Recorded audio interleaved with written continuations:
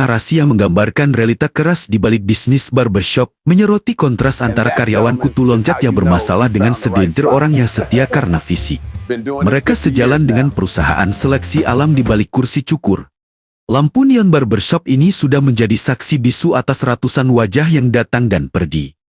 Bukan, saya tidak bicara tentang pelanggan. Saya bicara tentang mereka yang berdiri di belakang kursi para barberman, chapster, atau apapun sebutannya. Di industri ini, turnover karyawan bukan lagi sekadar statistik, itu adalah siklus yang melelahkan. Rasanya baru kemarin saya mengajarkan shop, mengenalkan budaya kerja, minggu depannya kursi itu sudah kosong lagi. Mereka datang seperti angin, dan pergi meninggalkan badai kekacauan.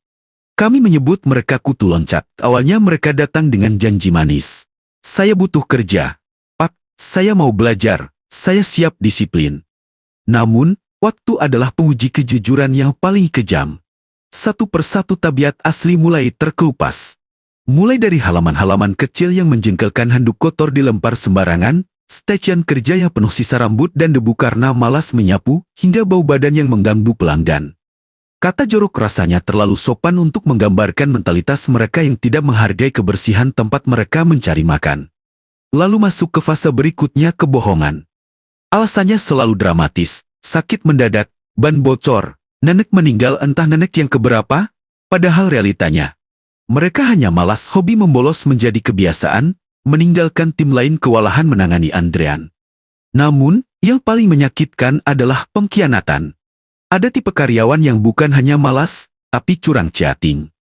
Mereka yang diam-diam memberikan nomor pribadi ke pelanggan, menawarkan potong rambut di rumah panggilan dengan harga miring, mencuri data pelanggan toko, atau bahkan memanipulasi laporan keuangan kasir.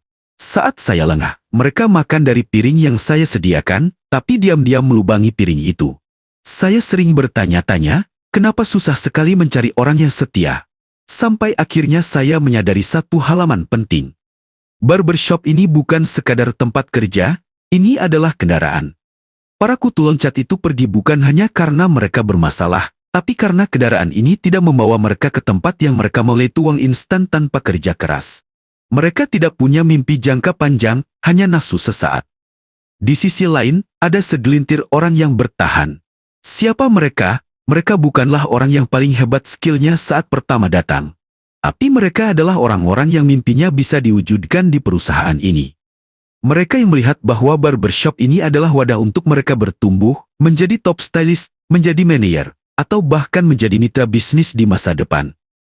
Loyalitas ternyata bukan soal gaji semata.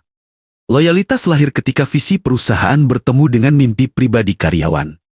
Mereka yang setia adalah mereka yang sadar bahwa untuk mencapai mimpi besar, tidak bisa dengan cara curang, jorok, atau berbohong. Jadi, untuk setiap kutu loncat yang pergi meninggalkan masalah, saya belajar untuk mengikhlaskan.